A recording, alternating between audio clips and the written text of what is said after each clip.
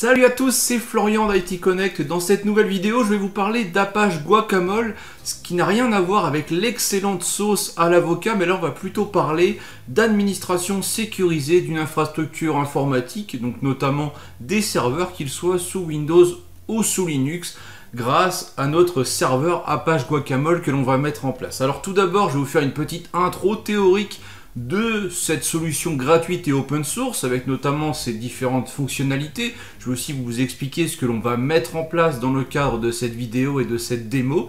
Et puis, après, on partira justement sur cette phase de mise en pratique. Alors, je ne vous en dis pas plus. Pour en savoir plus, il vous suffit de regarder la suite de la vidéo. Mais avant ça, pensez à vous abonner si ce n'est pas encore fait. Qu'est-ce qu'Apache Guacamole? C'est une solution open source et gratuite qui va nous permettre de mettre en place un bastion d'administration ou une passerelle d'accès ou un serveur de rebond si vous préférez. Donc en fait le serveur Guacamole que l'on va mettre en place va être un point d'entrée unique pour accéder au serveur de notre infrastructure. Donc c'est-à-dire que si je veux me connecter depuis un poste d'administration sur un serveur de mon entreprise, je ne vais pas me connecter en direct sur le serveur, je vais me connecter à Apache Guacamole et depuis Apache Guacamole, je vais me connecter au serveur. Donc comme ça, toutes les connexions vont être centralisées, gérées au niveau de ce serveur. Et lui, il va prendre en charge différents protocoles, notamment le protocole RDP, ce qui sera très pratique pour tout ce qui va être Windows Server. La partie SSH pour faire de l'administration en ligne de commande, notamment sur les serveurs Linux. Et on va pouvoir faire aussi du VNC, du Telnet et du Kubernetes. Donc puisqu'on a du SSH et du Telnet, on va pouvoir aussi intégrer des équipements réseau. Puisque le serveur Apache Guacamole va devenir un élément central, on va pouvoir le redonder si on souhaite pour avoir un équilibrage de charge ou du failover entre plusieurs serveurs Apache Guacamole. Je vous ai mis un schéma à l'écran qui montre la position d'Apache Guacamole dans une infrastructure, même si cela peut varier en fonction des implémentations.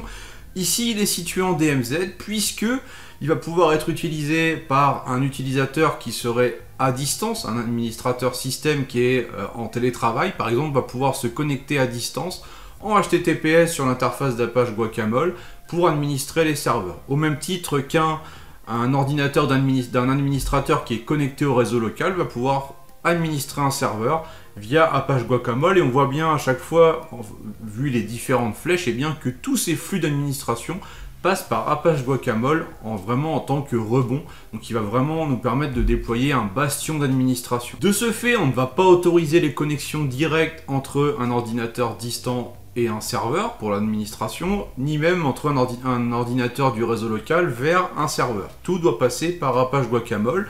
Donc il y aura des règles de pare-feu à mettre en place au niveau du pare-feu réseau, mais aussi au niveau du pare-feu des serveurs, puisqu'on pourra autoriser les connexions RDP par exemple uniquement lorsqu'elles proviennent du serveur Apache Guacamole. Donc on va vraiment l'utiliser comme un point d'administration unique. Ce ne sera pas abordé dans cette vidéo, mais on pourrait très bien, et c'est même conseillé, publier Apache Guacamole en HTTPS en lui mettant un reverse proxy en frontal, ce qui permettra aussi de le protéger et gérer les connexions que l'on va lui transmettre. Quelles sont les fonctions clés d'Apache Guacamole? Tout d'abord, il va nous permettre d'avoir une centralisation et un suivi des connexions. On va pouvoir savoir qui s'est connecté, quand, sur quel serveur, pendant combien de temps et depuis quelle machine. Et on aura un historique des sessions dans l'interface d'Apache Guacamole. Donc on aura vraiment une traçabilité précise grâce à ce serveur qui va centraliser les connexions. Ensuite, une fonction clé, ou plutôt un avantage important, c'est le fait qu'il n'y a aucun client lourd à installer sur votre machine. Vous n'allez rien installer pour pouvoir utiliser Apache Guacamole. Il vous faut simplement un navigateur moderne qui prend en charge l'HTML5. Donc c'est le cas de tous les navigateurs actuels. Donc là-dessus, pas de souci. On va pouvoir ajouter à ça une couche de sécurité avec l'authentification multifacteur, notamment avec la génération d'un code TOTP. Donc on pourra avoir un Google Authenticator, Microsoft Authenticator, FreeOTP ou autre, pour avoir le MFA, donc lorsque l'on voudra accéder à l'interface d'Apache Guacamole. Toujours sur la partie authentification, on a la possibilité d'ajouter une couche de SSO, donc pour faire de l'authentification unique et aussi automatique à destination de nos équipements. Donc pour ça, on a la prise en charge du SAML, d'un serveur CAS, voire même du LDAP avec la partie Active Directory. On a aussi l'enregistrement vidéo des sessions, c'est-à-dire qu'on pourrait dire que quand on se connecte sur tel serveur, eh bien on enregistre la session. Donc vous allez avoir un enregistrement vidéo complet de l'intégralité de la session qui sera disponible et stocké sur le serveur Apache Guacamole, consultable depuis l'interface web, et comme ça vous pouvez savoir, eh bien tiens, tel jour à telle heure, il y a tel utilisateur qui s'est connecté sur tel serveur, qu'est-ce qu'il a fait? Eh bien je lance le replay et je vois exactement ce qu'il a fait pendant l'intégralité de sa session. Puisque Apache Guacamole peut sert à mettre à disposition des accès sur des serveurs, on pourrait très bien imaginer que si l'on donne l'accès à un prestataire sur un serveur, eh bien on enregistre les sessions pour éventuellement savoir ce qu'il a fait dans le cas où il y aurait un souci suite à son intervention. Mais je pense qu'en tout cas, si vous faites ça de l'enregistrement de session, il faudra le prévenir en amont que vous faites ça. On a ensuite en complément, pour finir, le dernier point, c'est la gestion des autorisations. Donc on va pouvoir gérer des utilisateurs, des groupes et gérer les droits pour dire tiens, tel groupe ou tel utilisateur peut utiliser telle connexion, et autrement dit accéder à tel serveur. Voilà pour ce qui est de la présentation globale d'Apache Guacamole. Maintenant on va passer sur la phase de démo. Je vais partir d'une machine Debian qui est vierge en fait, donc je vais vraiment monter pas à pas le serveur Apache Guacamole avec vous. On va donc faire l'installation du serveur, on va explorer un petit peu l'interface web et on ira ensuite un petit peu plus loin dans la configuration avec notamment le MFA, l'enregistrement des sessions et on fera toute la partie utilisation aussi pour voir ce que ça donne dans la pratique. Je suis connecté sur ma machine Debian. Donc srv-guacamole avec l'utilisateur Nachos qui a le droit d'utiliser la commande sudo pour faire des tâches d'administration sans être connecté en route. On commence par faire un sudo apt-get update pour mettre à jour le cache de paquets et on va lancer cette commande qui va permettre d'installer l'ensemble des dépendances nécessaires au bon fonctionnement d'Apache Guacamole lorsque l'on est sur Debian. Donc tout ça correspond aux prérequis, aux dépendances qui sont listées dans la documentation d'Apache Guacamole. D'ailleurs, toutes les commandes que je vais saisir, ne vous embêtez pas à les retaper. Je vous mets le lien dans la description de la vidéo vers le tuto complet sur itconnect.fr où là vous pourrez faire des copier-coller des commandes, bien sûr en faisant l'effort de les comprendre au préalable. Donc je lance cette commande là, j'ai un ensemble de paquets à installer puisqu'on a d'abord au niveau d'Apache Guacamole, donc on va voir qu'on va d'abord installer la partie serveur d'Apache Guacamole et après la partie client, même si les deux vont communiquer ensemble. Et Apache Guacamole, pour fonctionner, eh bien, va s'appuyer sur un serveur Tomcat 9. Donc on aura vraiment une web app qui va tourner sur notre serveur Debian et qui va nous mettre à disposition l'application Apache Guacamole. Les dépendances sont installées, on va maintenant voir comment installer la partie serveur d'Apache Guacamole. Donc au niveau de ce site là, on va pouvoir récupérer les sources d'Apache Guacamole. Donc la dernière version c'est la 1.5.2. Ici dans la partie source, on va avoir la partie Guacamole serveur, donc 1.5.2 tar.gz. Donc on va copier l'adresse du lien et comme ça donc sur le serveur on va télécharger l'archive. Donc ce qu'on va faire en fait, c'est tout simplement, on va se mettre dans TMP, on va faire un wget et on va donc récupérer l'archive tar.gz qui est mentionné ici. Une fois qu'on a fait ça, eh bien, on va faire un tar xzf. On va de cette manière décompresser l'archive tar.gz. On se positionne dans le dossier Guacamole server et on va lancer la compilation, donc la première étape où là il va vérifier les dépendances, voir si tout est ok au niveau du système. Donc on lance cette commande là. En fait il faut vraiment, on a téléchargé les sources d'Apache Guacamole server, il faut le compiler en local sur la machine, donc d'où l'intérêt au préalable d'avoir installé toutes les dépendances. Donc on voit que là tout est sur Yes, donc à part le dernier mais c'est pas nécessaire. Le support des protocoles, eh bien tout est ouvert pour supporter les différents protocoles. Et au niveau des services, on est bon également. Donc ce que l'on va faire maintenant, bien comme c'est indiqué ici, make, donc on va faire un sudo make, voilà. Donc là encore, on patiente le temps de cette étape, puisque là on va compiler le code source de Guacamole server, et on terminera ensuite par un sudo make install pour lancer l'installation d'Apache Guacamole sur notre Debian. Donc sudo make install, voilà, ce sera la dernière commande à lancer. On va ensuite mettre à jour les liens entre Guacamole Server et les différentes librairies avec la commande sudo ldconfig. Et on va du coup redémarrer le système control, donc le daemon reload. Donc ça permet en fait de prendre en compte les nouveaux fichiers de gestion de service qui ont été déposés suite à l'installation d'Apache Guacamole. Et on va faire après un système control start guacd. Donc guacd, c'est le service associé à Guacamole Server. Voilà, et on va finir par un enable de manière à lui dire que guacd doit démarrer automatiquement lorsque l'on démarre Debian. Comme ça, à chaque fois qu'on va démarrer notre serveur Debian, Guacamole va démarrer aussi automatiquement. Et enfin, on va vérifier le statut avec ici, on va mettre status.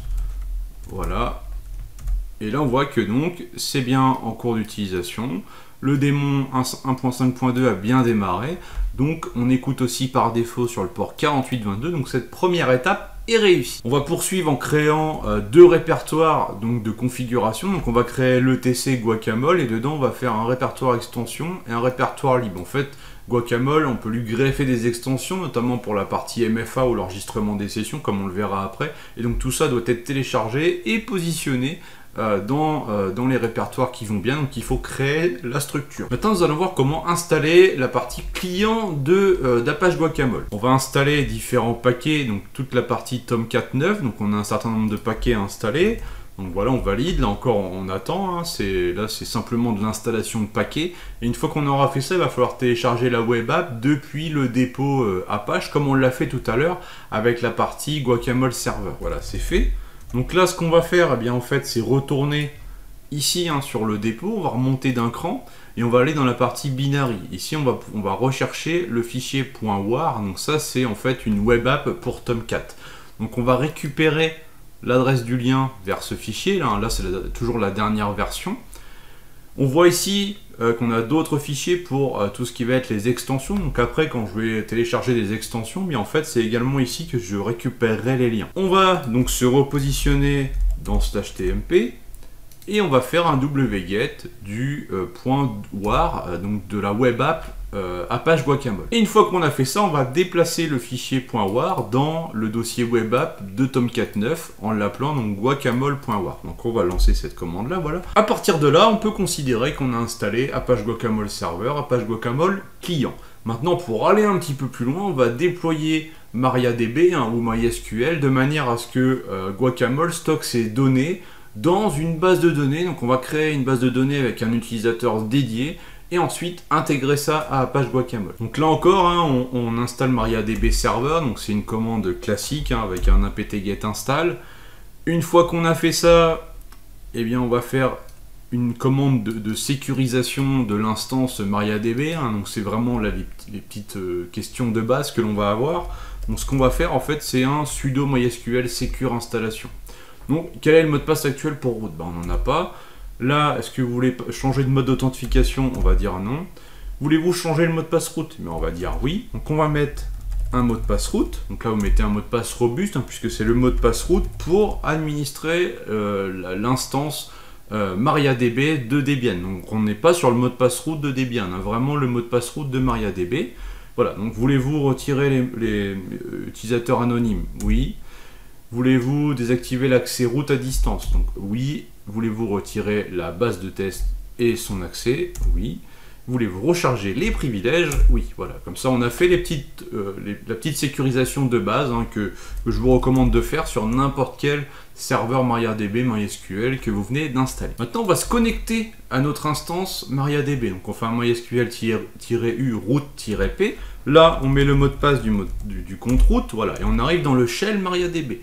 Là on va lancer un ensemble de commandes qui vont nous permettre, de requêtes SQL, qui vont nous permettre, déjà de créer la base de données, donc guacadb, de créer l'utilisateur guaca_nachos, avec un accès en localhost, et le mot de passe qui est ici.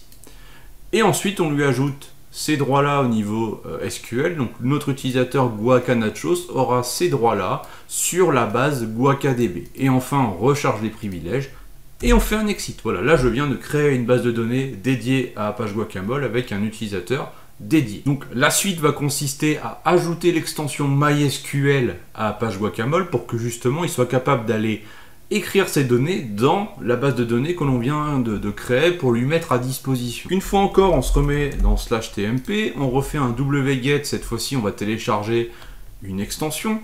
Donc on télécharge le fichier, on va décompresser donc l'archive targz comme ceci, et on va la déplacer donc, dans le répertoire extension de Guacamole que l'on a créé précédemment avec la commande mkdir.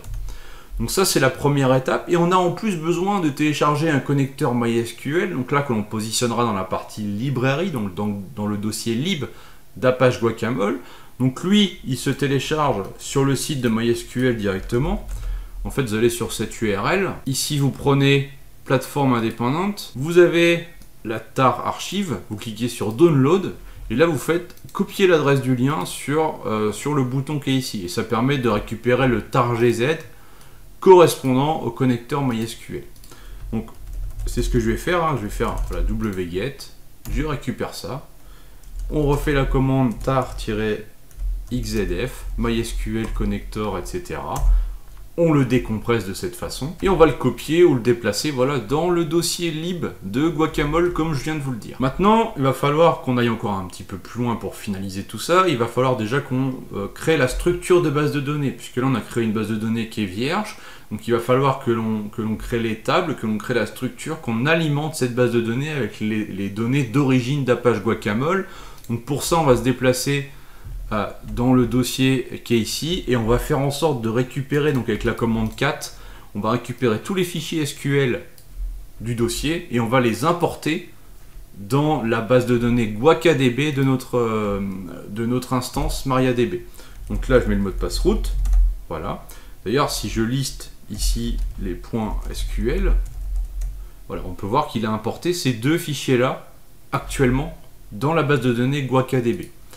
Donc voilà pour ça. Et dernière étape, eh bien, c'est de modifier, de créer le fichier Guacamole Properties qui va nous permettre de déclarer la connexion à notre base de données. Donc dans ce fichier-là que l'on peut éditer avec Nano ou VI, comme vous souhaitez, on va venir ajouter un ensemble d'instructions. Donc voici les lignes à ajouter. Donc le hostname, on est sur du local, le port, c'est le port par défaut, la base de données, le compte utilisateur et le mot de passe. Donc là, on réutilise les informations que l'on a définies au moment où l'on a créé la base de données et l'utilisateur.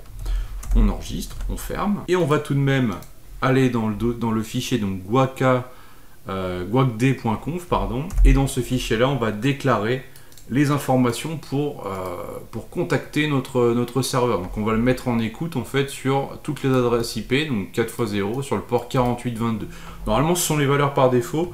Je préfère les déclarer en dur parce que j'avais eu un petit souci si je ne faisais pas ça. Et pour terminer, on va redémarrer l'ensemble des services, Tomcat 9, guacd et MariaDB. Comme ça, tout le monde va se recharger. On va relancer de cette manière Guacamole Server, Guacamole Client. Et là, on vient de terminer l'installation de base de Guacamole. Alors sans MFA, sans enregistrement des sessions, vraiment l'installation de base, quand même couplée à MySQL. Et on va pouvoir maintenant accéder à l'interface de Guacamole. Pour accéder à l'interface de Guacamole, on va dans un navigateur donc mettre l'adresse IP de notre serveur. Ça peut être l'adresse IP publique, ça peut être un nom de domaine. Là, moi, je travaille que en local pour cette démo, donc je mets l'adresse IP locale, donc en DMZ du serveur Guacamole. Le port, c'est 8080 et on met /Guacamole. Et normalement, on va arriver voilà, sur l'interface d'Apache Guacamole. On va se connecter avec guacadmin. Donc ça, c'est les identifiants par défaut. On arrive sur l'interface, donc on a, pour l'instant c'est vierge, on a juste en fait un compte utilisateur par défaut qui va nous permettre d'administrer la plateforme. Donc on va commencer par faire déjà, c'est se créer un nouveau compte d'administration. On va cliquer sur guacadmin, paramètres. Ici on a les différentes sections, donc les sessions actives, là on peut voir en temps réel eh bien, quelles sont les sessions en cours sur nos serveurs, sur nos équipements. L'historique, c'est tout l'historique des sessions, utilisateurs pour gérer les utilisateurs, les groupes, la création d'une connexion et de groupes de connexion, et les préférences globales liées à l'application. On peut voir d'ailleurs que la langue est bien en français au niveau du serveur, et on a plusieurs langues disponibles, plusieurs fuseaux horaires possibles. On va aller dans utilisateur, nouvel utilisateur. Et on va lui donner un nom, du coup, pour ne pas utiliser le compte par défaut. Donc je vais mettre admin FB, on met un mot de passe pour ce compte, voilà. On peut mettre un nom, voilà, comme ceci, l'adresse mail, l'organisation, etc. C'est pas ça qui va m'intéresser là, c'est plus cette partie-là. On peut du coup faire des restrictions basées sur les horaires ou sur des dates. Par exemple, on autorise l'accès à ce compte uniquement après 8 h du matin, par exemple, et jusqu'à 18 h le soir, puisque, je sais pas, c'est le compte d'un prestataire ou le compte d'un administrateur. Il n'est pas censé se connecter, par exemple, la nuit. Donc, on va ne pas autoriser le compte à être utilisé sur certaines plages horaires, de la même manière qu'on peut définir des dates. Donc si vous savez que ce prestataire ou cet utilisateur doit, si c'est un stagiaire par exemple, il interviendra que de telle date à telle date, et bien on le définit ici. Et comme ça on gère directement des restrictions de manière automatique et on va lui couper ses accès sur toutes les connexions sur lesquelles il avait des droits. Là on va ajouter donc toutes les permissions de gestion complète d'Apache Guacamole à cet utilisateur qui est notre nouveau compte admin. On l'enregistre, voilà. Donc il est bien ici. Maintenant, on va se déconnecter et on va se reconnecter avec ce nouveau compte. On va retourner dans la partie paramètres, utilisateur. Je vous recommande Guacadmin, donc soit vous le supprimez, ou à minima, vous changez son mot de passe et vous le désactivez. En tout cas, je pense qu'il vaut mieux le supprimer, quitte à recréer plutôt un autre compte admin de secours, mais avec un identifiant différent. Comme ça, on élimine totalement le Guacadmin qui est connu de tout le monde, puisque c'est le compte par défaut. Donc maintenant qu'on a un compte admin à notre nom, on va pouvoir s'intéresser un petit peu plus à la gestion des connexions. Dans la partie connexion, on va pouvoir créer donc les connexions RDP, SSH, etc. Je vais d'abord créer un nouveau groupe, que je vais appeler serveur applicatif, par exemple. On va le mettre à la racine, puisque pour l'instant, je n'ai que la racine de mon entité. Donc après, j'aurai root et serveur applicatif en dessous. Nous avons deux types de groupes, soit de l'organisationnel, donc là, en gros, c'est vraiment un dossier, en fait, un dossier dans lequel on va venir ranger des connexions. Ou la partie répartition, où là, on va pouvoir faire de la répartition, mais quand on va avoir plusieurs serveurs Apache Guacamole, ce qui n'est pas notre cas. Donc on va rester sur de l'organisationnel, et on va faire enregistrer. Voilà, j'ai un nouveau groupe qui est vide. Je vais faire une nouvelle connexion dans ce groupe. Donc je clique ici, il m'a directement pris le serveur applicatif. Donc ici je vais ajouter mon serveur apps, qui est un serveur Windows Server, et je vais me connecter moi en RDP. Donc à partir de là, on va descendre pour configurer cette connexion là. Donc le nom d'hôte, eh bien ici on va mettre l'adresse IP, on peut aussi travailler en nom DNS, mais il faut que le serveur Apache Guacamole soit capable de résoudre les noms DNS. Donc ça dépend aussi de votre configuration. Donc je vais mettre l'IP de ce serveur-là et le port pour le RDP. Donc là, c'est le port par défaut. Ensuite, on a la partie identifiant, mot de passe, nom de domaine. Donc là, on a plusieurs manières de gérer ça. Soit je mets ici un identifiant, un mot de passe et un domaine en dur. Ce qui fait que n'importe quel utilisateur qui aura le droit d'utiliser cette connexion, va se connecter avec le compte spécifié ici sans avoir connaissance de l'identifiant et du mot de passe, même s'il pourra voir l'identifiant quand il va ouvrir la session. En tout cas, ça permet d'utiliser une connexion sans savoir quel est le mot de passe qui se cache derrière. Donc ça, c'est intéressant. Donc on peut faire ça. Par contre, ça va nous obliger rapidement à démultiplier les connexions si on veut avoir plusieurs connexions vers un même serveur, mais avec des identifiants différents. L'autre chose que l'on peut faire, c'est mettre, par exemple, admin FB, mettre le domaine, mais ne pas mettre le mot de passe. Comme ça, quand je vais me connecter, il va me demander eh bien, de saisir le mot de passe pour ce compte. Et sinon, eh bien, on peut aussi laisser que le domaine, ne pas mettre ni d'identifiant ni de mot de passe. Comme ça, on a une connexion un petit peu, on va dire, générique. Et dans ce cas-là, chaque utilisateur qui a le droit d'utiliser la connexion vers serveur apps devra au préalable s'authentifier avec son compte. Et donc là, on a une seule connexion qui peut être partagée entre un groupe d'utilisateurs, par exemple, un groupe d'administrateurs système. Et on a encore une autre solution, c'est ici utiliser des variables. Donc guac username et guac password. Donc ça sert à quoi? Eh bien, ça sert à dire que quand on se connecte à cette connexion-là, eh bien, en fait, on va se connecter au serveur en réutilisant le nom d'utilisateur avec lequel je suis connecté à Guacamole, donc admin.fb, et le mot de passe associé. Donc là en fait c'est comme si on réutilise les identifiants d'Apache Guacamole pour se connecter au serveur distant.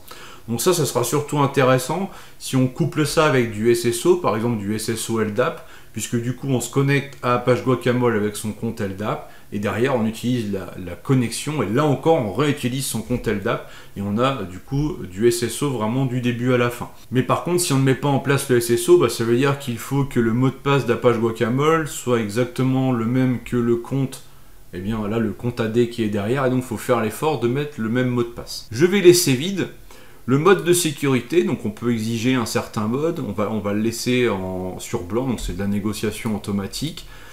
On peut désactiver l'authentification, mais on va éviter, et on va ignorer le certificat du serveur, puisque sinon, si Apache Guacamole n'est pas en mesure de vérifier le serveur qui est en face, ce qui sera le cas hein, si c'est un certificat auto-signé, mais en fait il va refuser la connexion, il va nous mettre une erreur.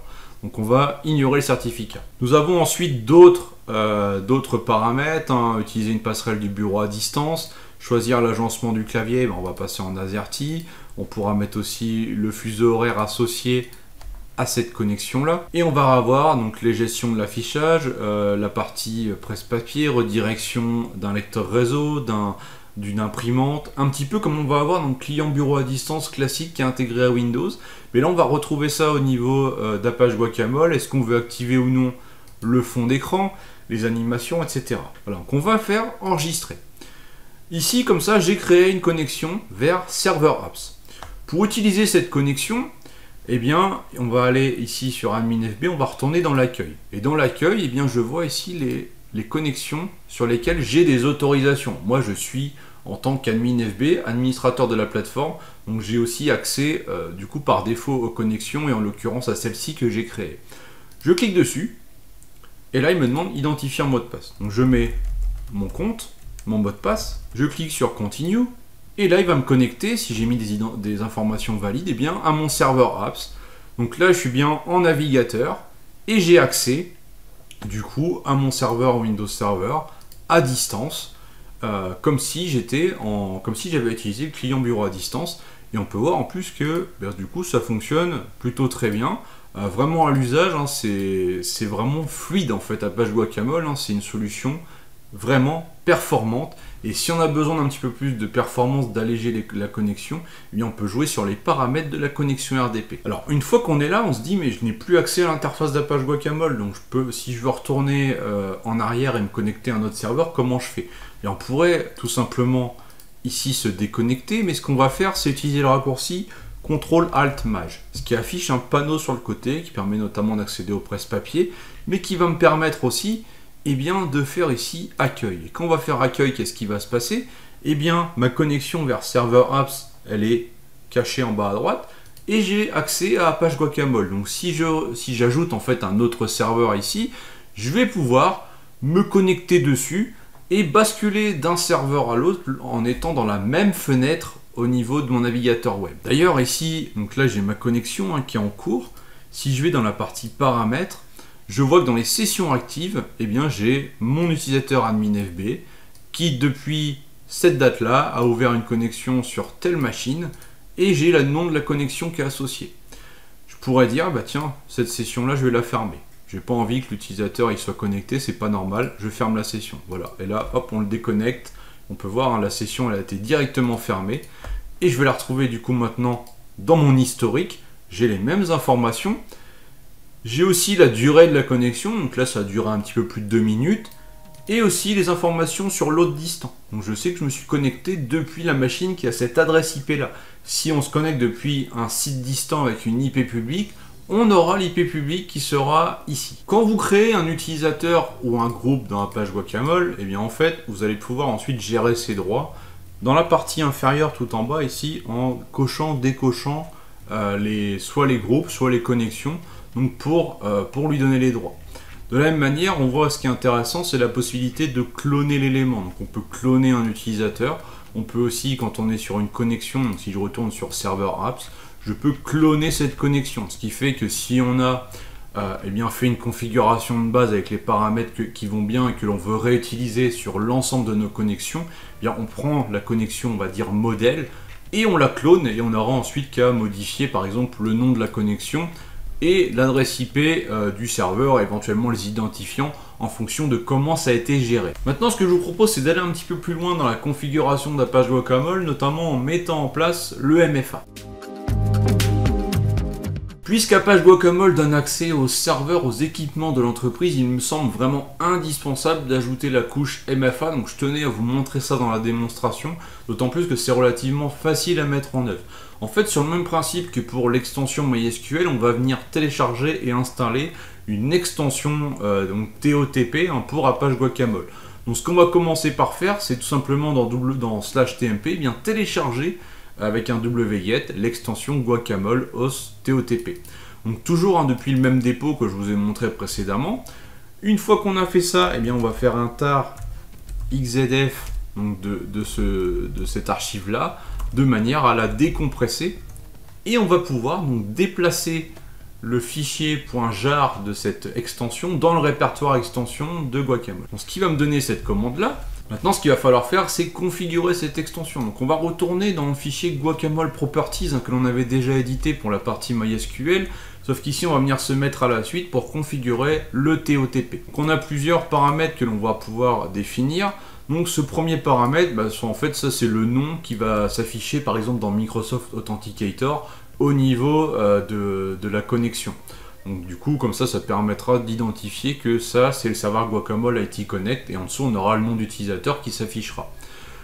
Ça, c'est le nombre de chiffres que l'on veut pour les codes TOTP. Alors j'ai remarqué qu'on peut passer, alors on peut mettre soit 6, 7 ou 8.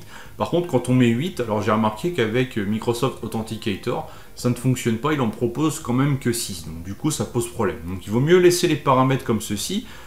TOTP période, eh bien en gros c'est pendant combien de temps est valide un code, donc 30 secondes, et le mode, eh bien ça on est sur du SHA-1, on peut mettre du SHA-256 ou SHA-512.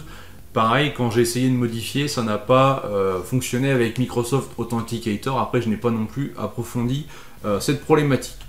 Donc une fois qu'on a fait ça, on va enregistrer donc les modifications et on va relancer Tomcat. Donc on va faire un sudo systemctl restart tomcat 9. Voilà.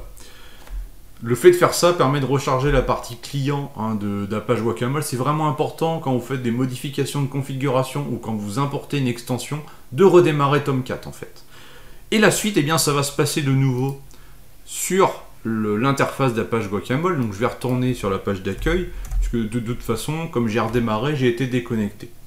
Je vais mettre mon compte, comme tout à l'heure. Du coup, je remets mon identifiant, mon mot de passe, et là tiens, l'authentification multifacteur a été activée pour votre compte. Une fois qu'on a fait ça, qu'on a scanné le QR code, et bien sur le smartphone il y a un code qui est affiché, et bien il faut le saisir sur la page de Guacamole. Donc je mets le code, voilà, et voilà. Donc une fois qu'on a mis le code, on arrive ici. Quand je vais dans les paramètres du compte, donc si je retourne sur mon utilisateur, je vais avoir une partie configure TOTP, et on voit que ça a été la clé a été configurée pour ce compte là.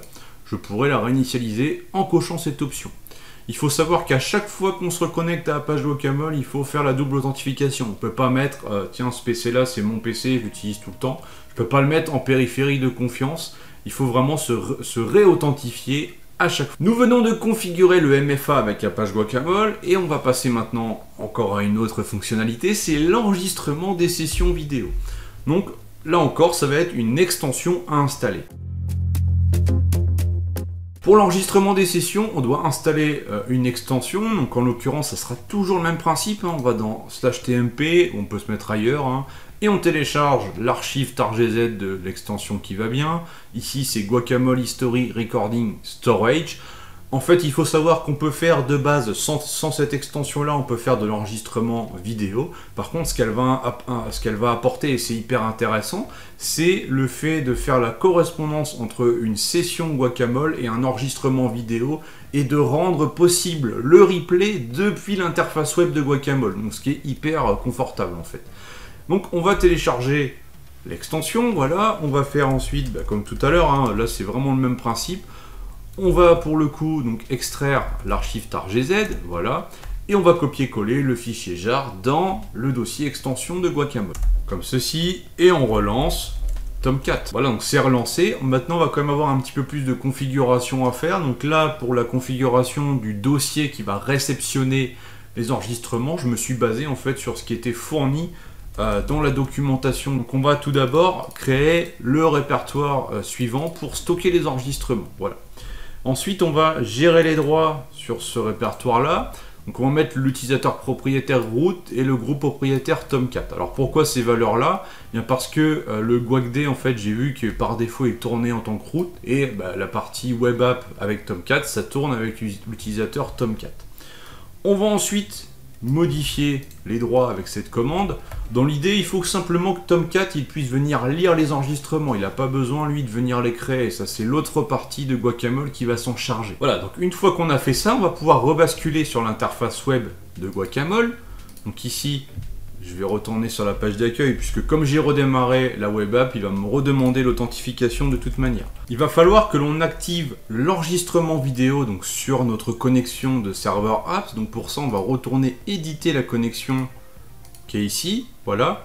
Et on va descendre au niveau de, de la partie enregistrement écran. Et c'est là qu'on va pouvoir venir configurer tout ça. Pour le chemin de l'enregistrement, ce que l'on va mettre, c'est ça. On va utiliser des variables. History pass, et bien en fait, il va automatiquement mettre les enregistrements dans le dossier recordings que l'on a créé précédemment.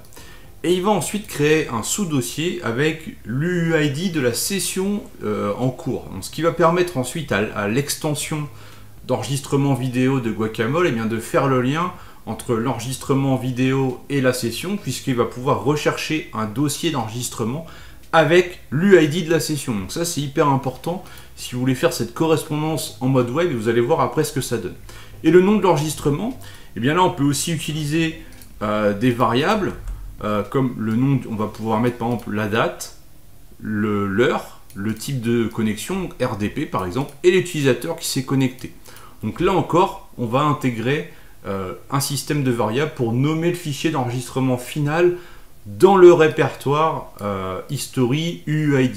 Et l'intérêt de faire ça, en fait, c'est que les enregistrements qui vont être créés, donc ils ne sont pas dans un format vidéo lisible par défaut si on les exporte via une connexion SFTP par exemple, mais on peut les convertir sur le serveur. On pourrait ensuite transférer l'enregistrement vidéo sur un poste de travail et le lire avec le lecteur Media Player de Windows ou avec VLC par exemple. Et enfin, on va cocher cette option créer automatiquement un chemin d'enregistrement pour qu'il crée automatiquement un dossier avec le nom, donc l'UUID de la session à chaque fois, puisque sinon il ne va pas le faire. Donc on va faire ensuite enregistrer, voilà. Et je vais maintenant me connecter sur serveur apps pour voir s'il effectue l'enregistrement vidéo de ma session et de ce que je vais faire sur le serveur. Donc je mets mes identifiants, voilà, donc je suis connecté sur le serveur, donc je vais ouvrir le menu démarrer, je vais ouvrir voilà, l'explorateur, voilà, comme ça, je fais une très petite session, donc là logiquement il y a un enregistrement vidéo en cours de ce que je suis en train de faire. Et je vais donc me déconnecter, donc là ça va vraiment fermer la session au niveau de la page Guacamole. Donc comme ça, je ne vous avais pas montré aussi ce principe-là. Donc on peut se reconnecter ou on fait accueil et on revient ici. Maintenant, je vais aller dans les paramètres. Et dans les paramètres, ici, dans l'historique des sessions, qu'est-ce que je vais avoir? Eh bien ici, j'ai bien une nouvelle session de 29 secondes. Et dans la partie log, eh bien, j'ai un bouton View que je n'avais pas tout à l'heure pour la première connexion puisque je n'avais pas l'enregistrement vidéo. Et grâce à ce que je viens de faire, eh bien, l'extension a pu faire le lien entre l'enregistrement vidéo et la session et me permettre, eh bien, en cliquant sur View, d'avoir un replay de cette session directement dans le navigateur.